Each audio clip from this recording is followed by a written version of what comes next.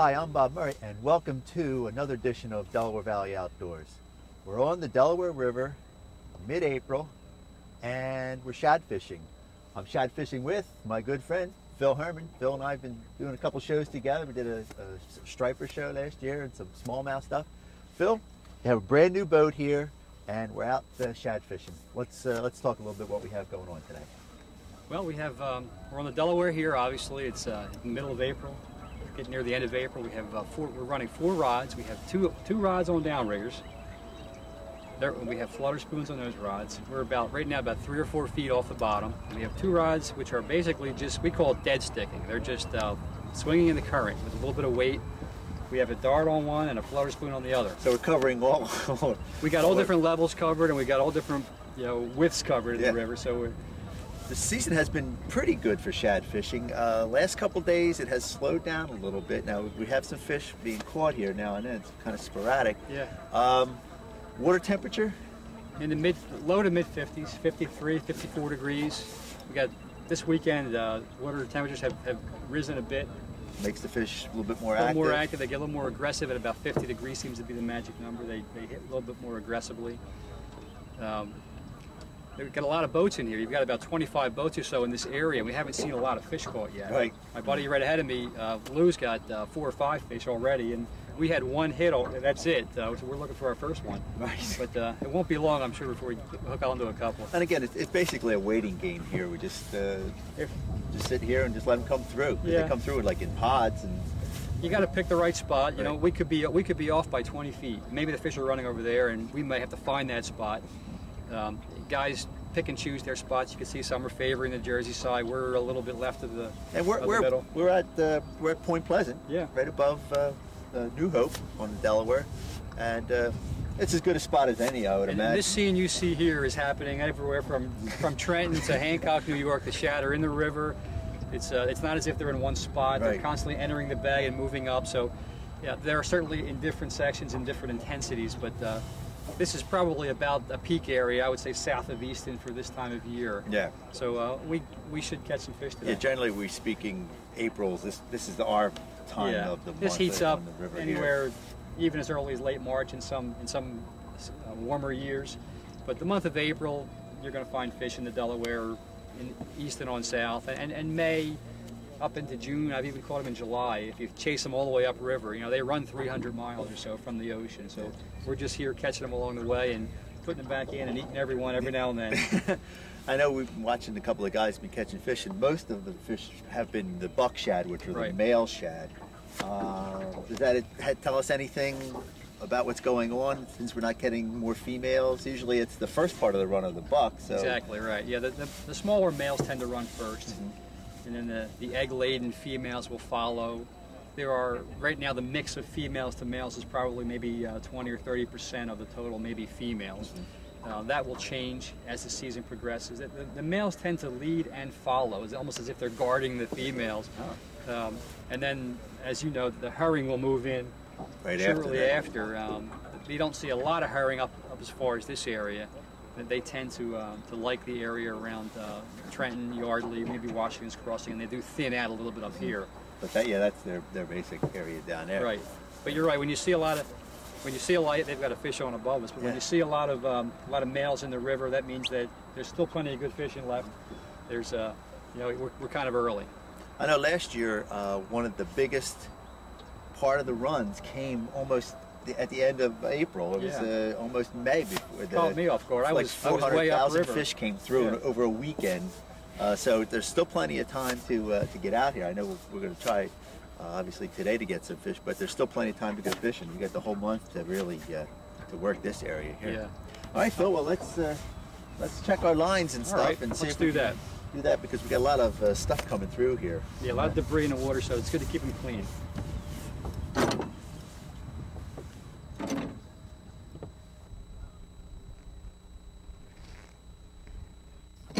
Oh, baby. There you got sounds like a big one on there. Yeah. Oh, Lordy child. Let me get this over you. Oh, lost. He's out. Going? Yeah. Well, that was a nice one. Yeah. That's what you like to hear. Woo! You hear that drag stripping out? Woo! Now that will happen. I mean, that's just part of it. Yeah, You're not going to hook every one. Boy, that hit hard though. Woo! Look what you got, Port. I got two scales. Shad have a really beautiful silvery scale that just almost comes off as soon as you touch it. Yeah. It doesn't really hurt the fish or anything like that, but these are just a beautiful color. You can see how they just come off in little pieces. They say the oils in the scale actually sustains the fish on its trip upriver. Trip, But they really don't eat anything while they're in the water. No, they're not actually feeding on anything. We're just kind of getting in their way. The water's so clear you can actually see the fish shining down there. They're just really reflective.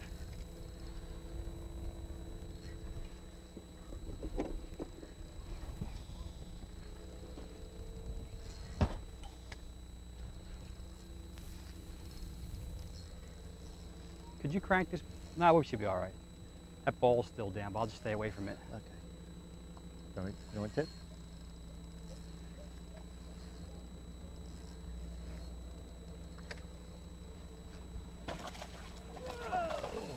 Whoa. He got a little bit more muscle. He's still green. He's not ready. He's not ready.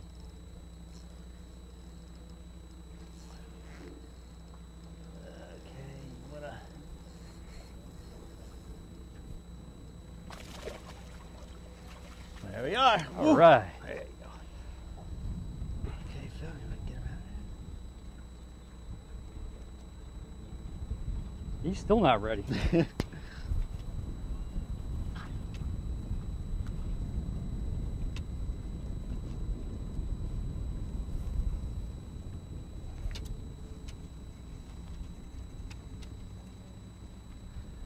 Now these are all bucks yet. Still a buck. Yeah. Okay. You're allowed to keep 6 fish, 6 shad per day if you've got a Pennsylvania license. New Jersey anglers can keep as many as they like. I like to put it back in to catch them again next year. And they'll come back. But the roe is very tasty. A lot of people like the flesh as well. It's real bony.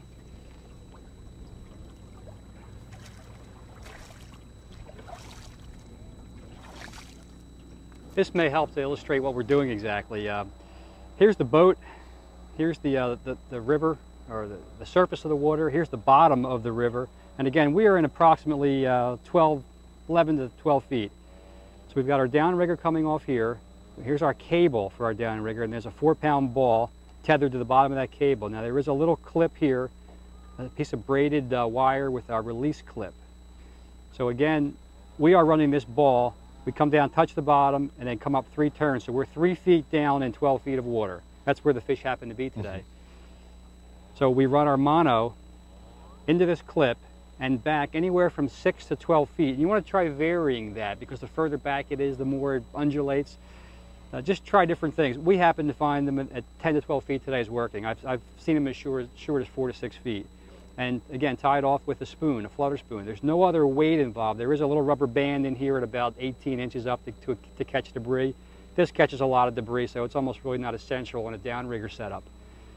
And the fish are moving through, and the spoon is just in their way. And it's fluttering back, fluttering back and forth. Exactly why they call it a flutter spoon. It's a willow leaf blade and a #1 hook, and it doesn't actually spin. It just flutters. And the shad are moving on through on their spawning migration. They see that bright, obnoxious thing in their way, and they just try to get it out of there any way they can. Sometimes it's hooked in the outside of their mouth, or sometimes they're taking it down deep. But they're really not eating it. They just don't like it there. And that's how we do it. That's it. Okay.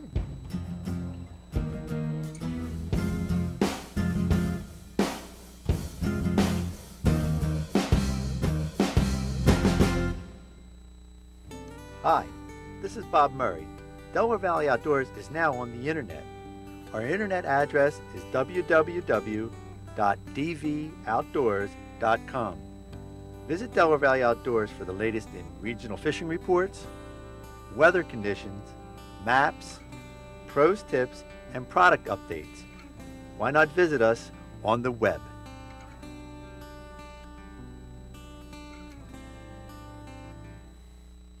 The Outdoor Shop in Quakertown offers everything you need for your fishing and hunting supplies. We specialize in used bows and handmade gun and rod racks.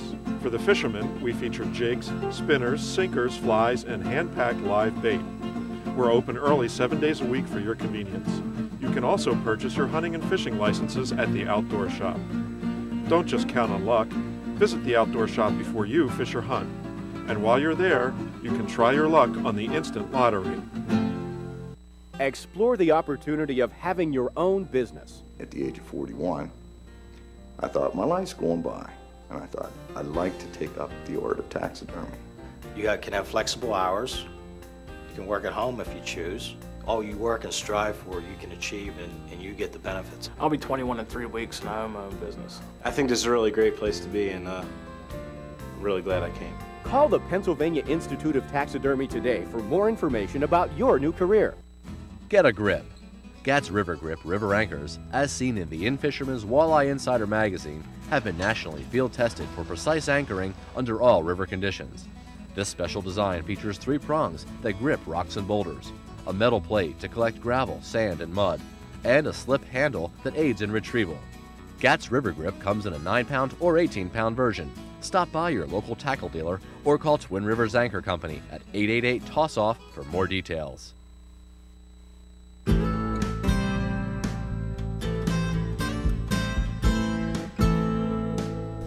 It's a good one, it's a good one.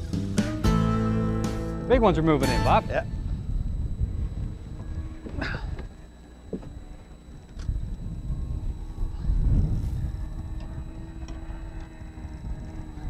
It's a little bigger one.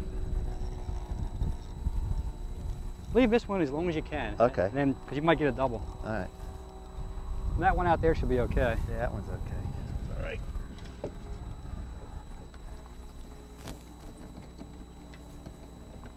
Boy, I couldn't turn that one. Holy Lord. These are fun on light tackle. We're only using 6-foot rods. This happens to be, this is 6-pound test. They're a ball on light tackle.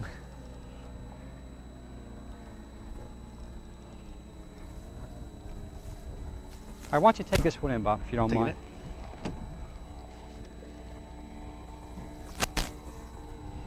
And that ball too. Here it comes, Mike. Mike. Whoa, baby. All right. Not ready. It's coming. Come on back here. They're getting that current. Getting a little loaded. Come on over this way. Come on back.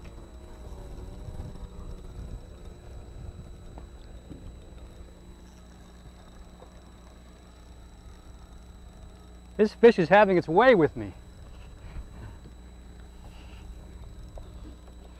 That's what happened, Phil. We broke off. You snapped the line. That's brand new line. Yeah. I wonder if you grabbed that anchor line down below. Might have got, yeah, because he was way out there. That fish that took off 50 feet like it was nothing. A little bigger one.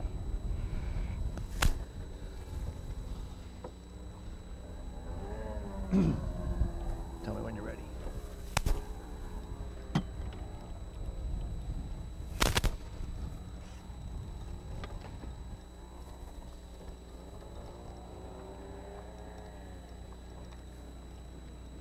He's gonna go again. Yeah, I don't think he's quite ready yet. It's a little bigger. He's gonna go again.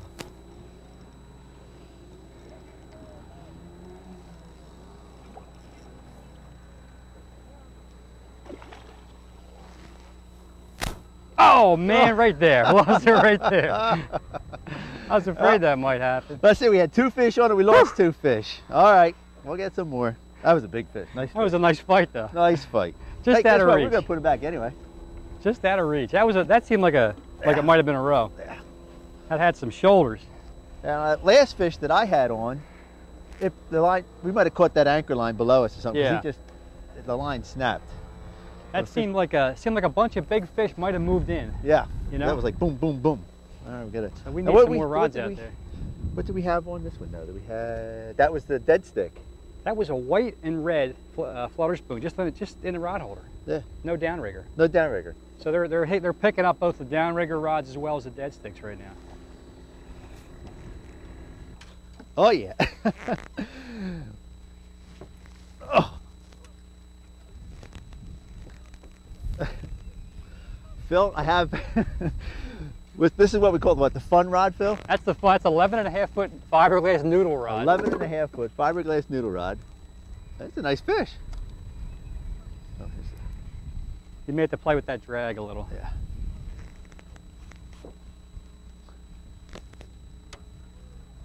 I'm going to leave the rods on this side out.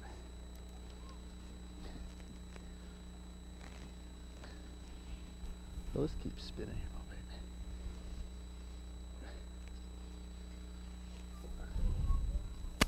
Yeah, they're really moving through, aren't they? This drag ain't working too well.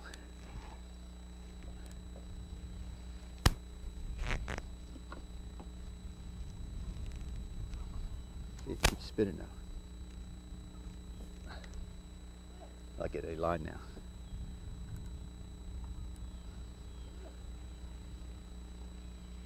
It's fun on that rod, isn't it? Yeah, right. These guys have two on ahead of us. That's what happens when they move through. They move through in big bunches often. That's like a big shock absorber. You just...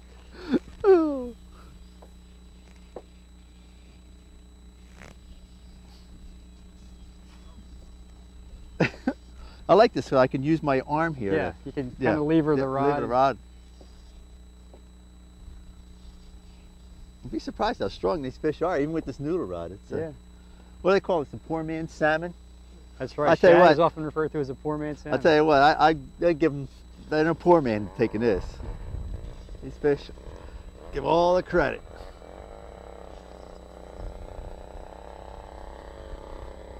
This guy, now did we have a flutter spoon or a dart on this I one? think that's a flutter spoon on that one. That's a flutter spoon, but that's got a keel sinker because this rod was not on a downrigger. Right, this was just, we were dead sticking. Yeah.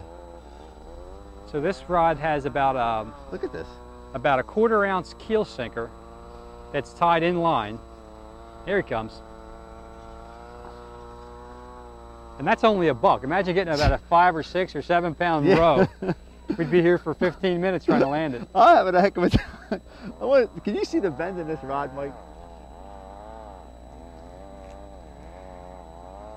That's going to come down and touch your toes, that rod. That doubles over, doesn't it? This is a strong fish. I can't whoop him.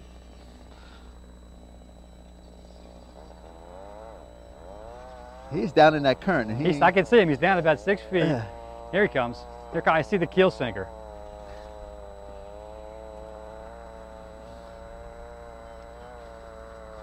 It's a little bigger. I think it's still a buck, but it's a little bit bigger.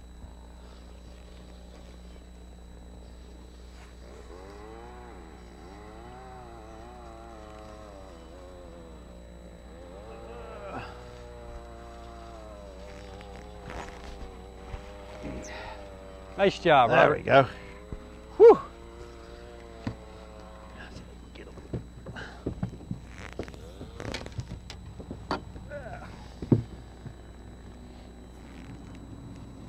Now he was hooked pretty good.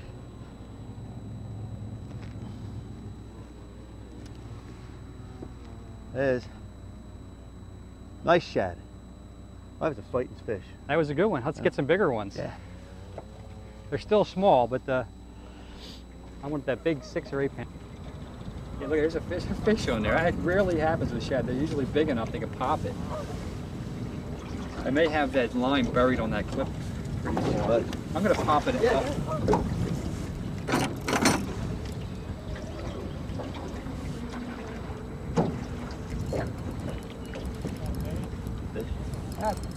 Got one. That's really strange. He was in there, but he couldn't pop it off the clip. Do you want to get this up? I want you to reel that up and then grab the net. He's real close.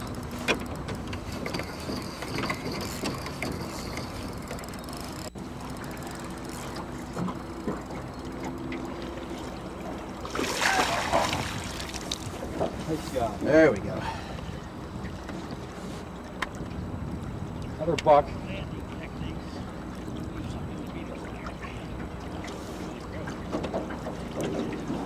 This one's hooked a lot better.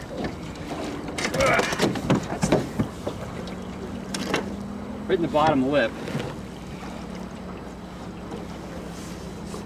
That's a little tougher spot there. That was an orange and black. This was a fish so small he couldn't even pop it out of the release clip. So they're starting to pick up. These guys above us have another one. So there's a big pod moving through. So let's go fishing for some more. Let's go more. Yeah, let's get some more.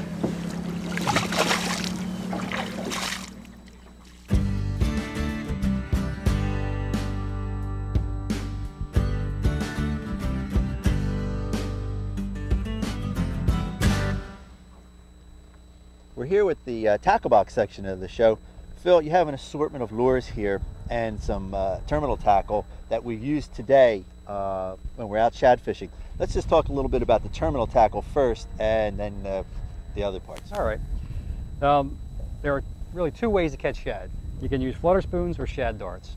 We're using mostly flutter spoons today. Flutter spoon, again, is just a small spoon with a soldered on hook, painted in a variety of different colors. The brighter, the better. And oranges. Chartreuse, oranges. You'll see a lot of chartreuse, oranges, yellows, whites, reds. Just about anything you can dream of. We put a little bit of sparkle on our spoons just to make them just a bit more noticeable for the fish. These spoons are available in silver or gold. Gold's actually better. I happen to have a silver in my hand. When you use a flutter spoon like this, when you're using a downrigger, you don't need any weight. But if you're using a dead stick, a lot of guys just fish with a couple split shot, or even better yet, some of these keel sinkers. Keel sinker would be tied in about 18 inches up in front of this flutter spoon, and just helps it get it down deep enough. And allows it to just sway. Allows it to sway around. And unlike a bunch of split shot all stacked up, which tend to make a mess when you cast them, the keel sinker, because of that keel, keeps it very much in line. Works out much nicer than split shot. And we have what sizes here on this is a 1/8 and that's a 3/8, and you need a variety because of different river current conditions. Like that. Okay, now let's talk a little bit about the stock of trade, the shad dart. It's been around for forever. Probably 100 years. Yeah.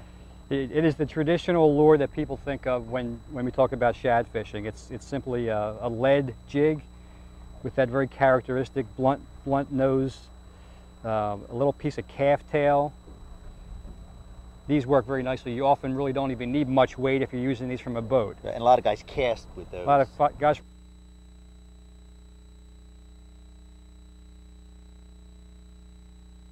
From the shoreline will cast these because you can get them out. This is a 1/8 ounce shad dart. Again, the same kind of color themes you'd see on some of these flutter spoons. Orange and chartreuse green. White tail, green tail, yellow tail, brighter the better. You should just have a variety of that. Exactly. So you have one here that's a little trick that we've used over the years. Talk just a little bit about that one. These are actually easier to make. This requires no calf tail. Rather than using a calf tail, we just slip on a small Mr. Twister, a little rubber tail. This happens to have a little bit of sparkle in it, again, for a little more notice. A little wiggle in the water. Yeah. It's a little trick that guys don't really think of sometimes. They don't hold up quite as well as a calf tail. They do rip off, but they're cheap enough. You put another one on, and the fish sometimes prefer these over a traditional shad dart. Okay.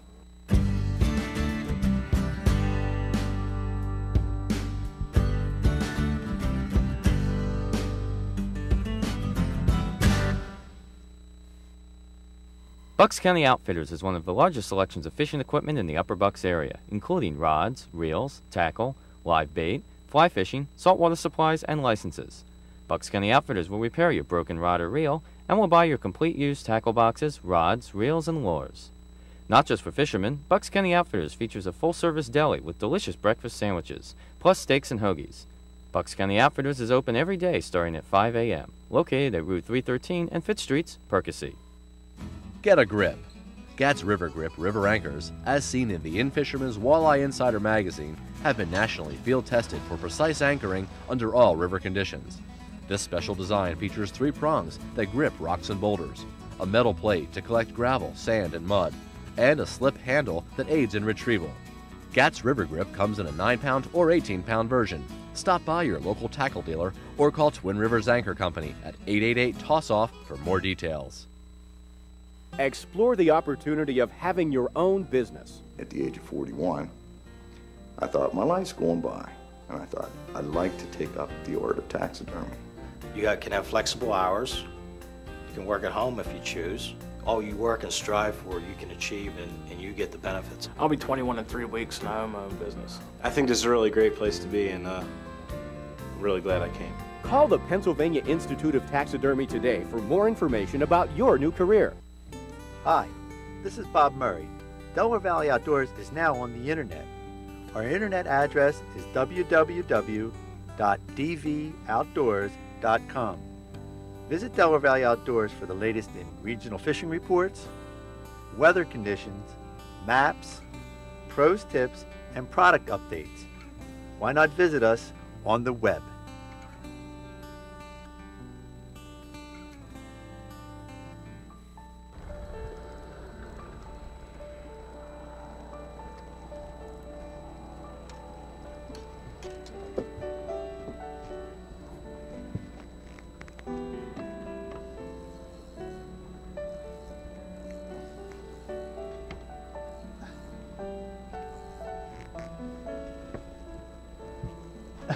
I'm trying to keep him out of that.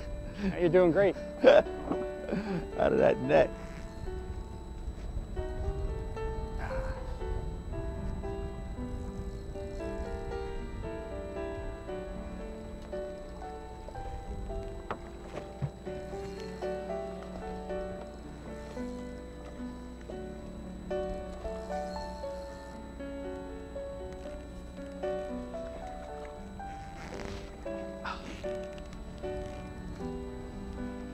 Little guy. That's a little one.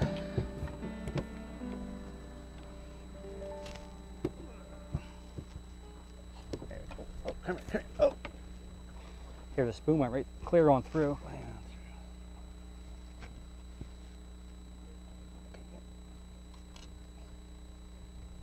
Break it.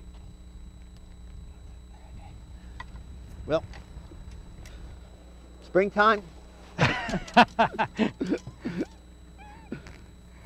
Come here. Springtime. Delaware River, shad fishing. Phil Herman, I'd shake your hand, but I got a shad on my thing. We'll see you again on Delaware Valley Outdoors.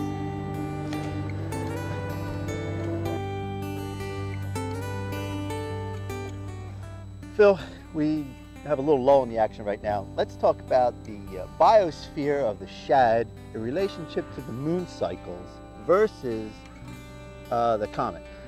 Well, you know, Hail Bop is a... All right, ready? Man. Here we go. All over my fingers. See, he needs a manicure. I do. 3, 2. Oh, come here. Oh. Springtime.